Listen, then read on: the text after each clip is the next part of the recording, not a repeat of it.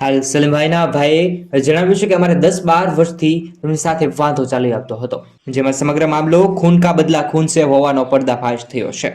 જૂનાગઢના વંથલી તાલુકાના રવની ગામની આ સમગ્ર ઘટના જે હાલમાં સામે આવી રહી છે, તેને લઈ પણ ઘણા સમાચાર અત્યારે સામે આવી રહ્યા છે। સમાચાર જે છે તેના વિશે જ ખાસ વાત કરીએ છીએ। જ્યારે સમગ્ર ઘટનામાં એક દાયકાના ભેરનો કરુણ અંજામ જોવા મળ્યો છે, જેમાં સલીમ સાંગ નામના યુવકની ગોળી મારીને હત્યા કરવામાં આવી છે। જ્યારે આ કેસમાં પોલીસે લતીફ સાંગ અને તેમના કુટુંબી ભાઈની ધરપકડ કરવામાં આવી છે અને તેમના કુટુંબી ભાઈ મુસ્તાદ દલની ધરપકડ કરવામાં આવી છે, જેમાં સમગ્ર મામલો ખૂન કા બદલા ખૂન સે હોવાનો પર્દાફાશ થયો છે। જ્યારે સમગ્ર ઘટનાને લઈ પોલીસને જાણવા મળ્યું છે કે અંદાજે 11 વર્ષ પહેલા હત્યારા લતીફ સાંગના પિતા અબ્દુલ સાંગની હત્યા કરવામાં આવી હતી, જેમાં આરોપી તરીકે મૃતક સલીમ સાંગ છે। હાલ સલીમભાઈના ભાઈએ જણાવ્યું છે કે અમારે 10-12 વર્ષથી તેમની સાથે વાંધો ચાલી આવતો હતો। હાલ સલીમભાઈના ભાઈએ જણાવ્યું છે કે અમારે 10-12 વર્ષથી તેમની સાથે વાંધો ચાલી આવતો હતો, જેમાં અમારા પારિવારિક જુસફભાઈ લફીતના પિતા અબ્દુલ, એનો ભાઈ કાળો અને એનો છોકરો એમ 3 જણાએ